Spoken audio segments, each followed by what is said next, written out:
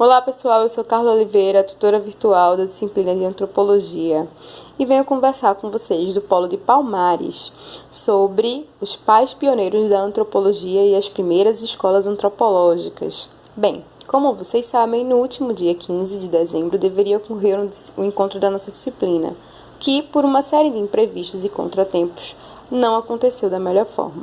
Deste modo, essa videoaula foi preparada para que vocês possam acompanhar os conteúdos que estavam previstos para este momento. Bom, vamos recapitular um pouco.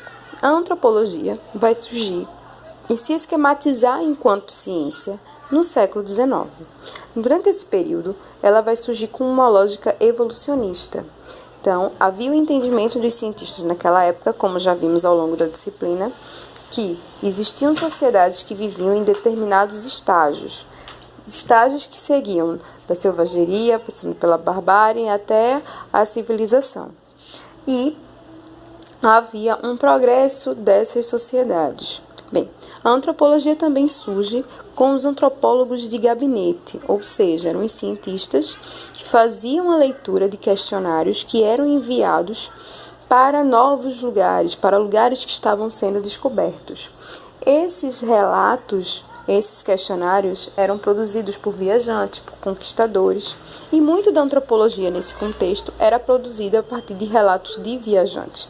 Lembrando mais uma vez que durante o século XIX nós estávamos com um período de consolidação da colonização dos continentes africano e asiático, além da descoberta da Oceania e de novos povos como a Austrália, como a Nova Zelândia, enfim.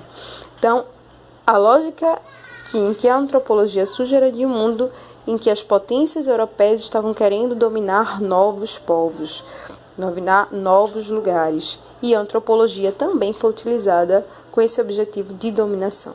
Então, durante os primeiros anos da antropologia, vão surgir estudos sobre as populações arcaicas, principalmente os povos aborígenes australianos, muitos estudos de parentesco e muitos estudos sobre a religião, sobre mitos, magia, enfim.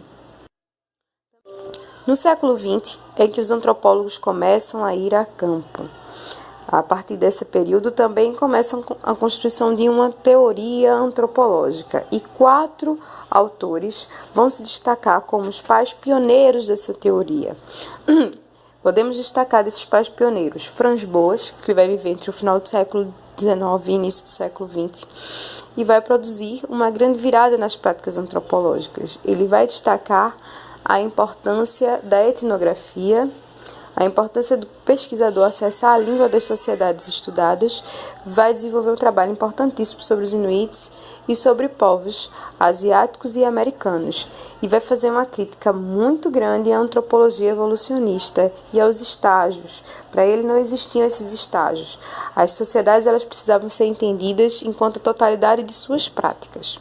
Além de Franz Boas, existia Malinowski, que viveu também entre o final do século XIX e início do século XX e vai produzir uma grande obra de destaque na etnografia, que são os Argonautas do Pacífico Ocidental, que foi publicada em 1922.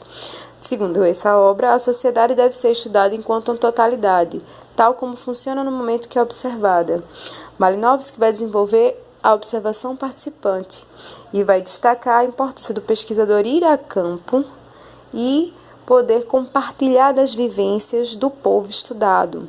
Ele vai romper com a lógica evolucionista e vai falar de que existe uma coerência dentro de uma sociedade. Dentro das diversas culturas existe uma coerência. Também temos a produção de Emile Durkheim, que vai falar sobre as especificidades do social. Para ele, a causa determinante de um fato social deve ser buscado nos fatos sociais anteriores e não nos estudados da consciência individual. Para eles, os fatos sociais são coisas que acontecem e podem ser explicados por outros fatos anteriores ou fatos associados. A Durkheim é responsável por livros importantes como As formas elementares da vida religiosa e As regras do método sociológico. Também temos a produção de Marcel Mauss, que vai falar um pouco sobre a autonomia do social. O fenômeno social para ele era entendido, consistia na interação dos diferentes aspectos Então, para ele, o fenômeno social era total e dependia de aspectos biológicos, econômicos, jurídicos, históricos, religiosos e estéticos. E para entender o fato social, precisava entender que ele funciona como uma representação. Bom, nas origens da antropologia também podemos destacar algumas escolas antropológicas, como a Escola de Antropologia Americana. Essa escola se destaca pela diversidade das culturas e das variações praticamente limitadas que aparecem quando se comparam as sociedades entre si.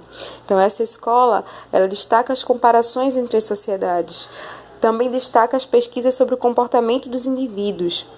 A antropologia americana ela não se interessa apenas pelos processos de interação entre os indivíduos e sua cultura, mas também pelas próprias culturas. Além da Escola Antropológica Americana,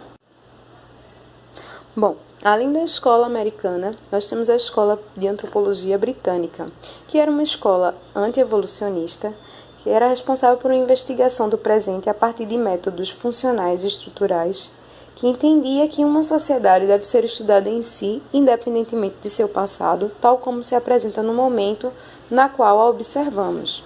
Para ela, uma sociedade não deve ser explicada nem pelo que herda de seu passado, nem pelo que empresta de seus vizinhos.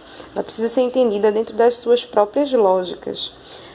Trabalha com antropologia de campo e foca na organização dos sistemas sociais.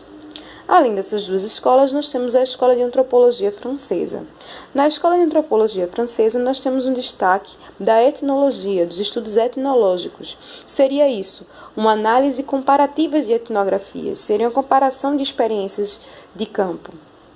Havia um destaque para a antropologia física e a preocupação com as teorias, com a filosofia e com as produções sociológicas. Havia um destaque para antropólogos como Maurice Lignardet e Lévi-Strauss. Também essa antropologia francesa destaca as perspectivas marxistas. Bom, gente, essa videoaula foi preparada para que vocês acompanhem nossas disciplinas e estamos fechando com ela o bloco da introdução aos estudos antropológicos. Um abraço e até os próximos momentos.